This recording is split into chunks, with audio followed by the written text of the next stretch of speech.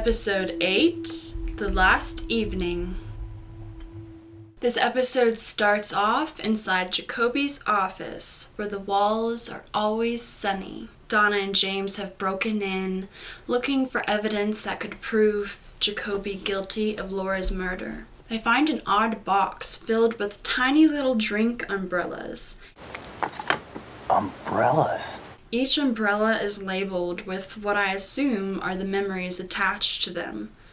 He's an odd guy, that Jacoby is. In the office, Donna sees a palm tree with a coconut. She remembers that Laura had said something about a coconut in the last tape. My little coconut.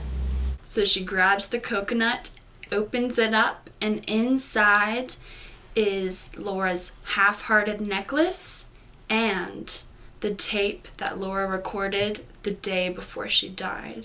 Donna and James leave with the tape. They speed away on the bike. Bobby comes out of the shadows looking very proud of himself. Jacoby is at Sparkwood in 21, meeting up with Maddie in his best jacket. He is in awe of the image of Laura Palmer before him. He goes to step out of the bushes to greet Laura, but before he can, somebody dressed in all black comes up behind him and attacks him to the ground.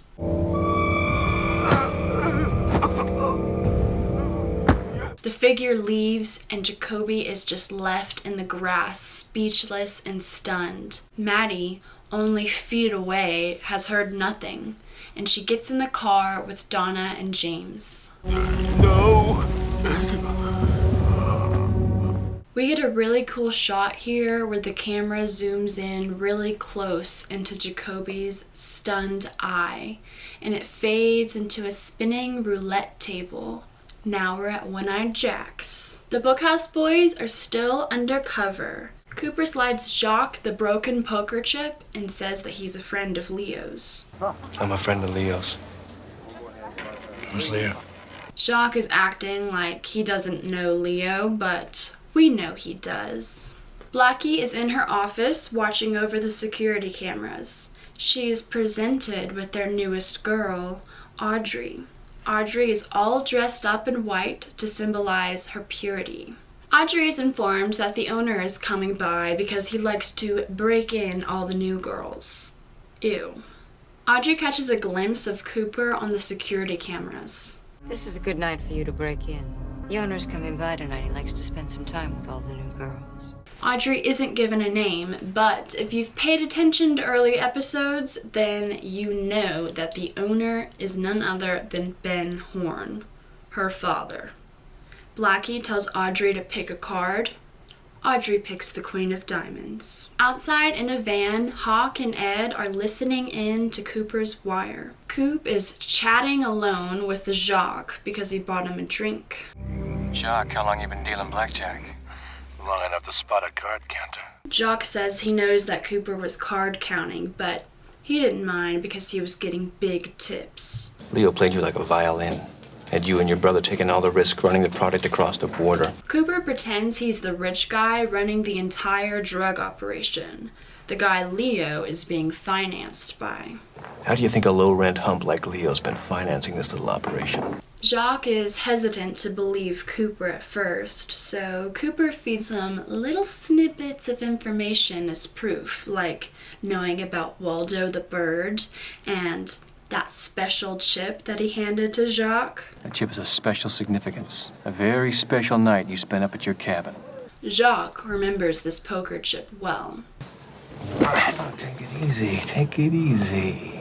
Coop says that he wants to hire Jacques for a special job, no Leo involved. 10 grand is on the line, so Jacques is interested. The job takes place across the border at Black Lake, where I can only assume Hawk will be waiting to arrest him. You meet me at the water processing plant on Black Lake in 2 hours. Is that going to be a problem? One more thing before they part ways. Cooper wants to know how the chip ended up broken. Jacques seems to enjoy telling the story, so he goes on. What he says is very disturbing, so be warned. So it's the night at the cabin before Laura was murdered. Everyone was there, and Laura was tied up. Waldo the bird is there too. Leo had let Waldo out of his cage, and that Waldo has always had an affinity for Laura. Waldo flew right over to Laura and started pecking at her incessantly. All the while, Leo, he's doing a number on her. Laura was screaming and screaming about the bird. So Leo, continuing his cruelty, gagged her with the poker chip.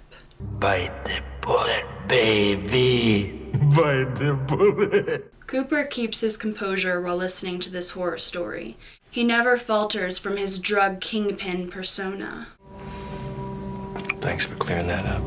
First of all, this scene really exhibits how excellent of an agent Cooper really is. Cooper maintains a very convincing persona, and he's able to gain Jacques' trust, so Jacques opens up to him, and Cooper gets all the information he needs. This scene also gives us a big insight to Jacques' character that we haven't had before. He thinks he's this big gangster guy, but really he isn't that smart, and that's the reason Jacques is just a little drug mule and nothing more. Jacques is a very disgusting person. He views women as objects and enjoys seeing them be mistreated. The camera highlights his grotesque nature by zooming in disgustingly close to his mouth. His tongue is always poking out slightly. Very gross. All this is juxtaposed by a close-up of Cooper's horrified eyes as he listens to Jacques' story. Got a trout on the line, Hawk. This one's a keeper. Shelly's at home washing her hair in the sink. She is so paranoid and terrified about Leo wanting to kill her that she carries her gun with her everywhere she goes. Whenever Shelly goes to reach for her towel and it isn't where she left it, she immediately reaches for her gun because she's paranoid that Leo is in there. But before she can grab her gun, Leo is behind her and he has her restrained. He says that she made him do this, which is a classic manipulation tactic that abusers love to say. You made me! Andy and Harry are in a car together waiting for the trout. Jacques. I love all the fish code that they use. Trout's heading upstream towards the net. Hold the line. We'll set the hook. Jacques arrives and is immediately surrounded by 3 cop cars. Keep your hands where I can see them. Put them on the roof of the car, now! They are arresting him, but Jacques wrestles the gun off of the guy who's cuffing him. He immediately aims at Harry Truman, but before he can pull the trigger, Jacques is struck with a bullet. The camera pans over to Andy. Andy shot him. My shoulder! Andy? Call an ambulance. Andy looks stone cold and badass. I love this scene because it is just a rewarding payoff from Andy's mishap that he had earlier in the show outside the motel. Well, now he's not so bad with the gun anymore. It's the kind of scene that makes you want to get up and cheer for Andy. James, Donna, and Maddie are all gathered around listening to the tape they found in Jacoby's coconut. It's Thursday the 23rd, and I'm so bored. It's the exact same tape that we heard Jacoby listening to at the end of episode 2. So we've already heard it before, but oh, it is so great to get to hear it again. And hear everything this time, because before, Jacoby had his headphones in, so we didn't get to hear everything. Well, Laura says her iconic line here. God, James is sweet, but he's so dumb. Now, this is a very somber scene, but that line always cracks me up. And I'm no James hater, okay? I love James, but it's fucking hilarious to see him listening to that and just sitting there like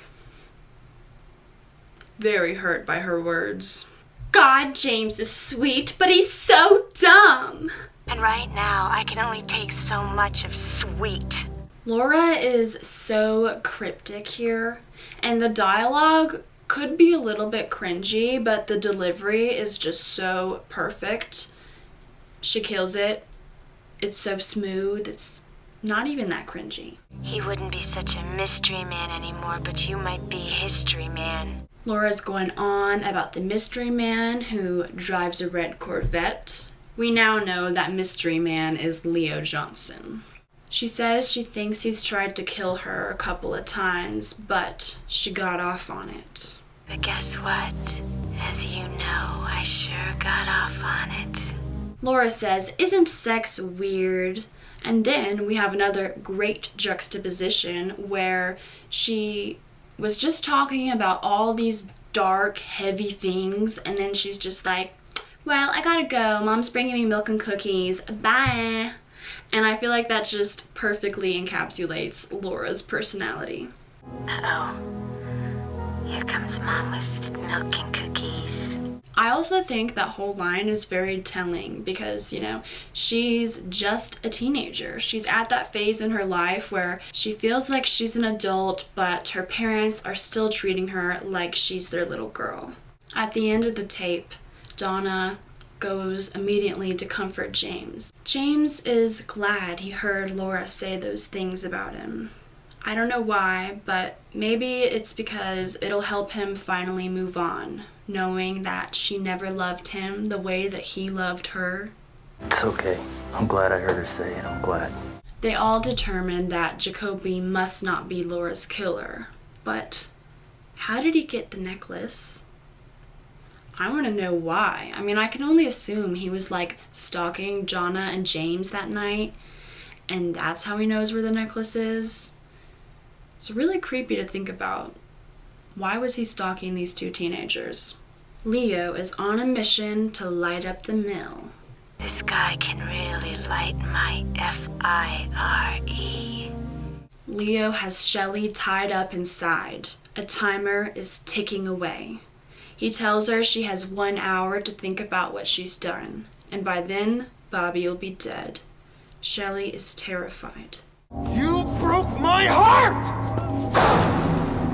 Nadine is wearing a pretty silk dress. She sets a written note aside and gathers 2 different bottles of pills. She's planning to overdose. I have decided to end it all tonight. I hope you can find the strength to go on without me. I think this scene really tells us a lot about Nadine.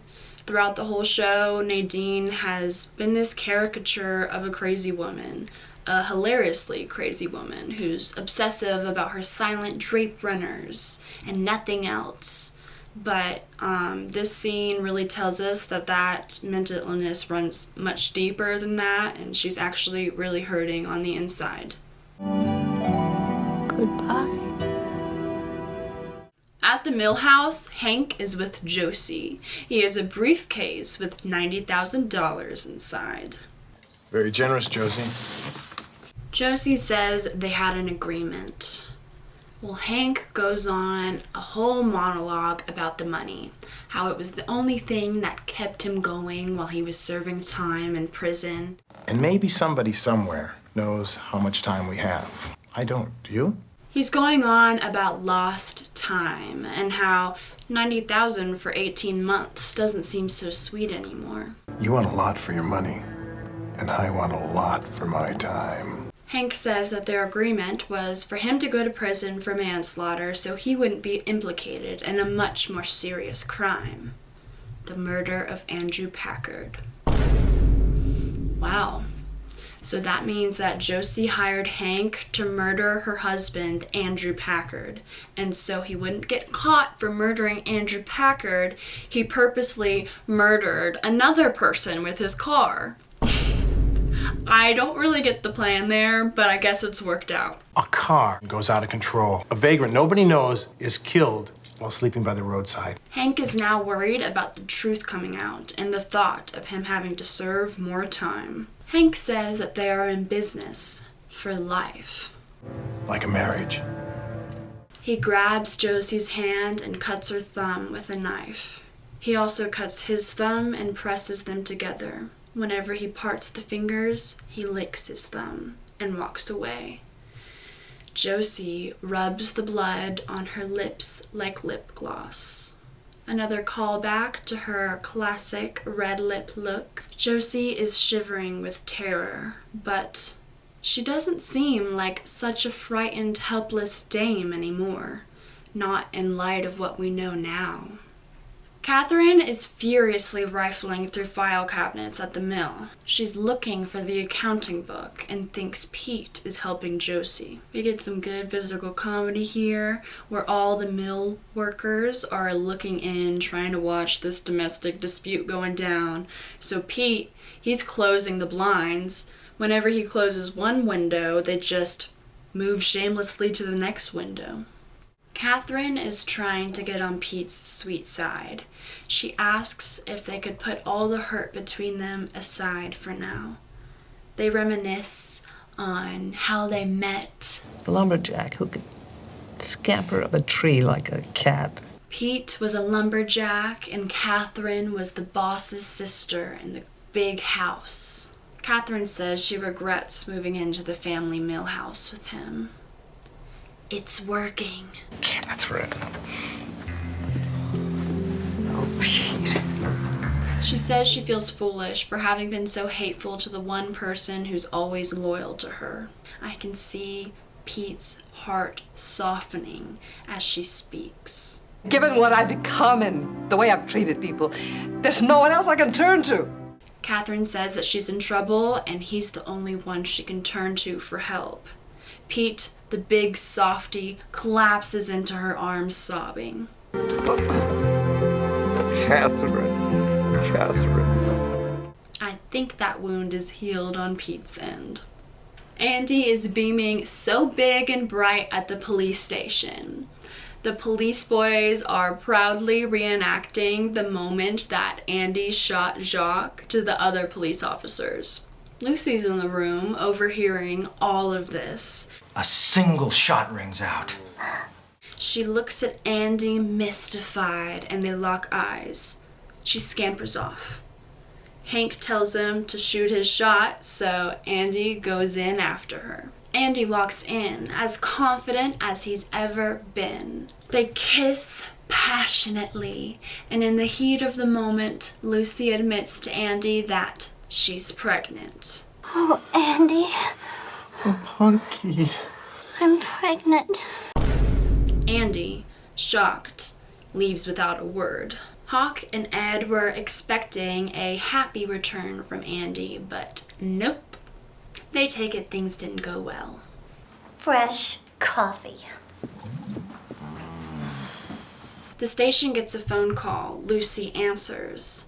Bobby's on the other line, talking into the payphone with a disguised voice that sounds like Leo. He says that James is an easy rider, and to tell Harry Truman. Check out James Hurley. He's an easy rider. An easy rider? Before Lucy can ask Leo any more questions, Bobby hangs up the phone. But Leo? Wait, Leo? Fun fact here, this is a reference to the 1969 movie Easy Rider, which was directed by Dennis Hopper, who plays Frank Booth in Blue Velvet, another Lynch film. Cooper is questioning Jacques at the hospital. Jacques says it was Laura's idea to go to the cabin and take pictures for Flesh World and make the ads with Ronette. Jacques tells Coop that the night Laura was murdered, Leo had hit him with the whiskey bottle. Jacques didn't know why, so they fought about it. So you used Leo's shirt to stop the bleeding. What then? Then Jacques went outside, got sick, and passed out. Next thing he knows, he woke up on the ground and the girls and Leo were gone. Leo, the girls, they gone. The car was gone, and he had to walk 15 miles to get home. What about the train car? He says he knows nothing about the train car that Laura was murdered in. Do you believe him? He's too stupid to lie. So Leo is now the prime suspect for Laura's murder. He must have been the one to take the girls to the train car. So they just have to find Leo, and they got the killer. I think a couple of times he's tried to kill me. Dr. Hayward is at the hospital watching over Jacoby. He tells Cooper and Harry that Jacoby had said he got a phone call from Laura Palmer. He was on his way to see her when he was jumped and suffered from a heart attack. He says that he didn't see who attacked him, but he did see Laura Palmer. Jacoby is unconscious and they hope he will pull through. Catherine and Pete are tearing apart the mail house looking for that accounting book. She gets a phone call. We see that it's from Hank, but Catherine doesn't know who's calling her. Hank says that what she's looking for is at the mill in building number 3. In preparation, Catherine pockets a handgun. I also want to note here that, we had just had this big sentimental scene between Catherine and Pete where it seems like they're reconciling and they're back to being a married couple, but really that is just Catherine's way of getting Pete to help her, because as soon as she gets that phone call, she makes Pete leave the room and she takes that gun and goes off without him. Pete. So Pete is just again being left in the dust. Like, why'd you even ask for his help in the first place, Catherine? At the Double R, Hank is being so charming to Norma. He says that he dreamed about her every night he was away. Say what you want to say. I haven't earned the right, Norma. Hank is an expert manipulator. They kiss, and afterwards you can tell that Norma's head is spinning. Should she trust the man she's married to?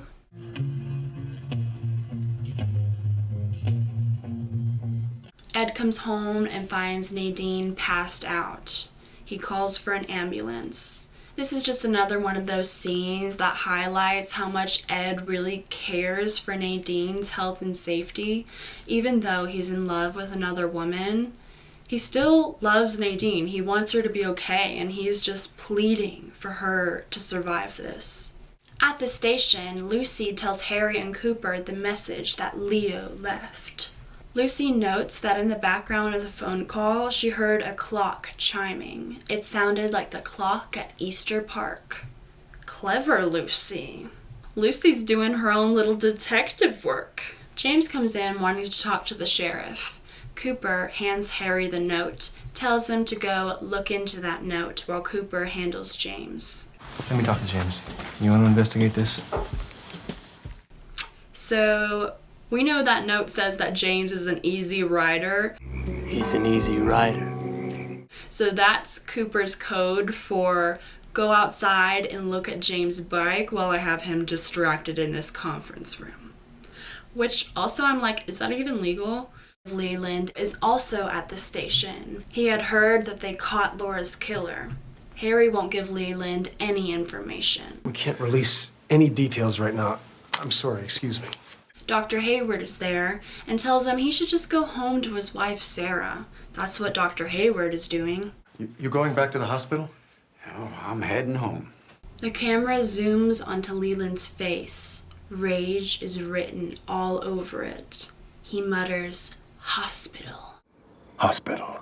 I haven't mentioned it before, but Ray Wise is a brilliant actor. He's so good at portraying an array of emotions, particularly the ones that I think are the most uncomfortable to portray, like grief and anger. James gives Cooper the tape.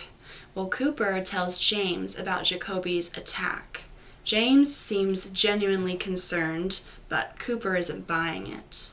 James, what kind of dangerous game have you been playing?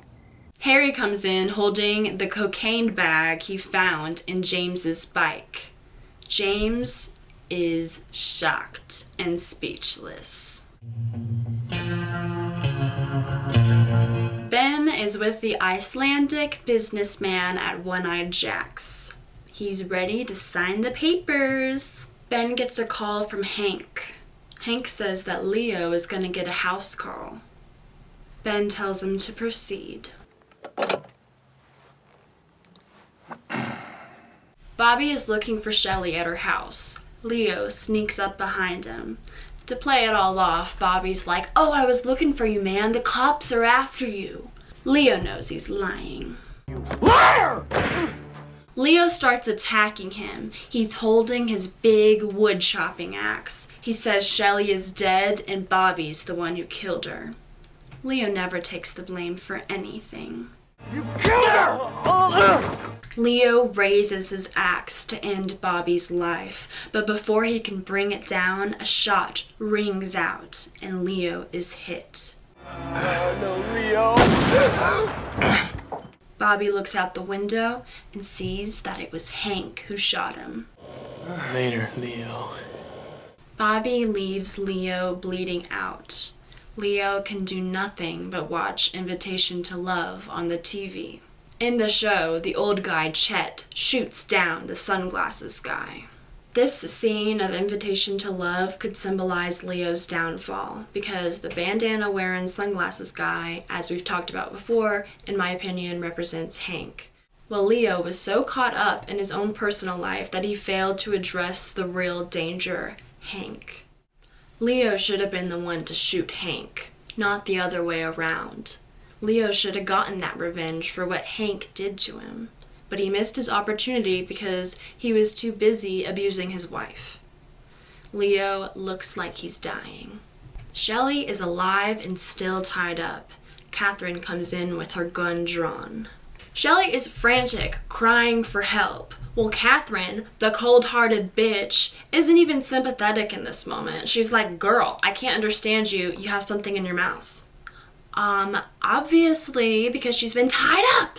I can't understand a word you're saying. You have a thing in your mouth.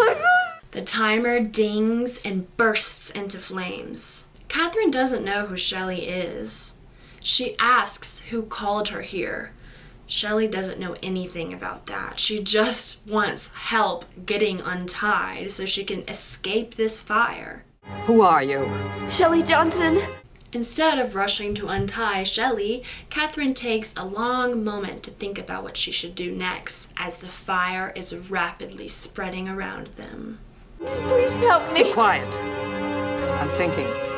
Catherine finally frees Shelly from her restraints, but by now the entire mill building is engulfed in flames. Are they going to be able to make it out? At the hospital, a gloved figure sets off the fire alarm. Andy, who is stationed outside Jacques' hospital room, leaves to follow the fire evacuation protocol. Well, now a unguarded Jacques is lying there unconscious as the figure approaches him. The figure picks up a pillow and smothers Jacques to death. The camera finally shows the assailant's face after Jacques flatlines. It's Leland.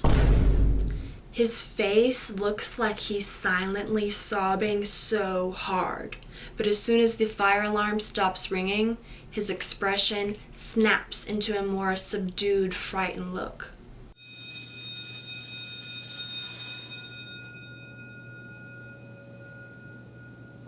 Leland leaves the scene. Pete is outside the burning mill building. The firefighters still haven't arrived. He notices that Catherine's car is parked outside. Nobody's seen Catherine. She's still my wife. Pete bravely walks into the burning building to rescue his wife. Catherine! Back at One-Eyed Jack's, the Ghostwood development papers are signed, and it's a done deal. To celebrate, Ben tells Blackie he wants to go pay the new girl a little visit. Let's have a look At the new girl. Audrey is having the Queen of Diamonds card sewn into her costume whenever the boss comes in. Audrey looks through the mirror and is shocked to find out that the boss is her father. Ew. This is such stuff as dreams are made of. Coop is giving his end-of-the-day report to Diane. He says that he believes Leo is Laura Palmer's killer, and they will soon find him. Coop is ready to rest, so he retires to his room. He finds the note that Audrey had left him, but before he reads it, the phone rings. He answers exhausted and asks if this can wait for tomorrow. He then hears a knock at his door. He's expecting room service, a cup of warm milk, so he sets the phone down to go answer. We hear Andy over the phone frantically trying to tell Cooper that they found Leo and he's been shot. But Cooper doesn't hear any of this because he's answering the door.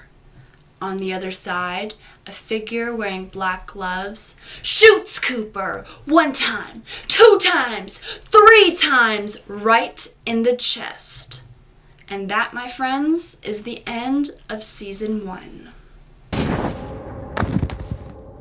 Alrighty, so let's get into some questions that we're left with, like who shot Cooper? Well, we see that the assailant was wearing black gloves. We have seen these black gloves several times in the show before.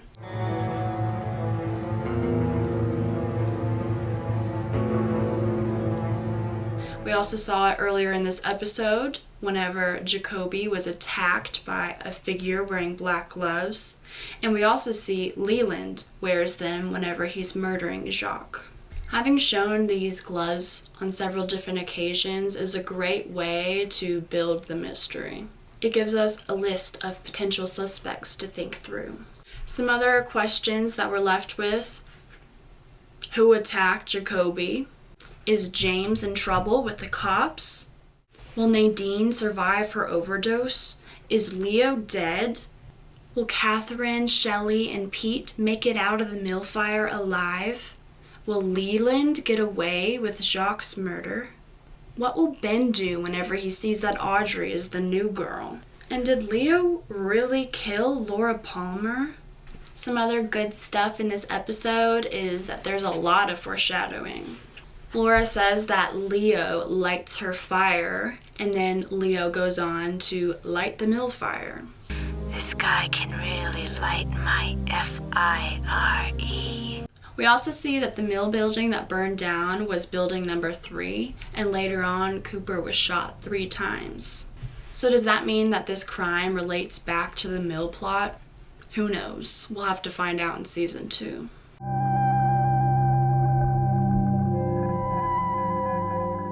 My blue rose for the episode is seeing James hear Laura call him dumb. That's just a treat and a pleasure. God, James is sweet, but he's so dumb. My thorn for the episode, and it's not really a big thorn, it's just a little one, but this episode is so action-packed that we don't get any time to sit in the emotion that some of these scenes leave us with. No time to stew. And there's also less time for that Twin Peaks charm that we've come to love so much. And a lot less comedy, more seriousness, but that's not bad. I love the seriousness, but it is pretty fast-paced. A lot happens in this one episode, and it sticks to that 45-minute runtime.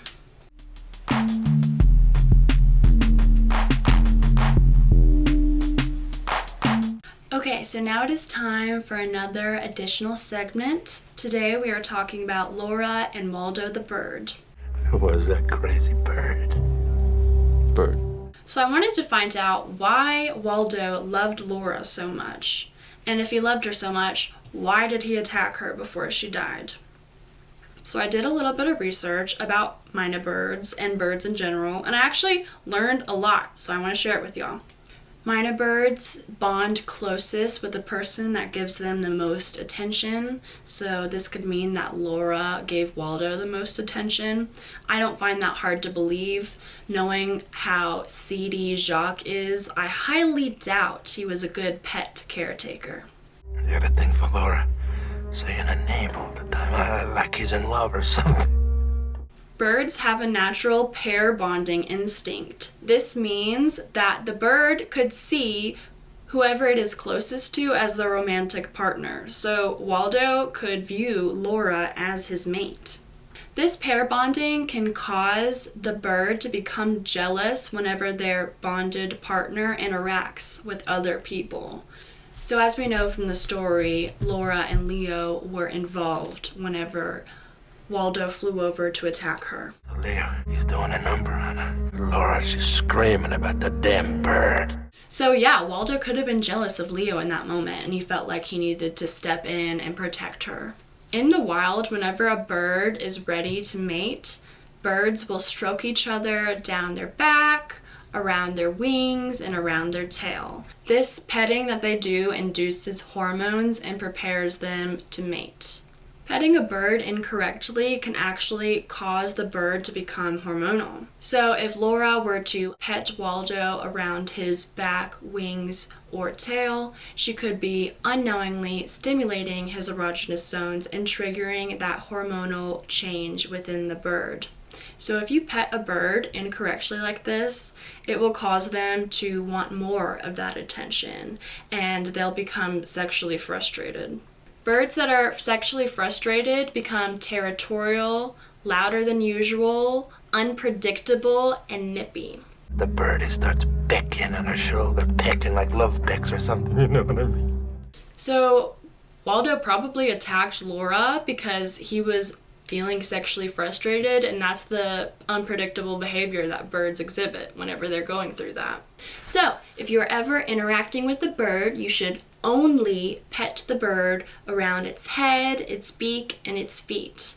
I also learned that birds like to be pet against the feathers on their head, which is actually kind of like, I wouldn't know that because I know that cats, they don't like to be pet against the fur, but birds like it. Alrighty, and that is the end of season 1 of my Twin Peaks recap. Thank you all for sticking with me throughout this journey. And I also want to take a moment to thank my Patreon supporters. You guys have helped me make this series, and you're the reason why I want to continue making this series. I want to go on and I want to recap season 2. I want to talk about the movie. I want to talk about the return. But for now, I'm going to be taking a little bit of a break so I can work on a Star Wars video for you guys, and also get a little bit ahead in filming season 2 so I don't have to make each episode week by week, which is what I have been doing, which has been stressful. So I'm going to take a little bit of a break, but I will still be working on videos for you guys. Alrighty. So again, thank you to my Patreon supporters. Please consider becoming a member if you aren't already. If you decide to become a member of my Patreon, you will get to see my videos a day early, and I also upload exclusive content just for the Patreon supporters. So until next time, Camcorder Cameron signing out.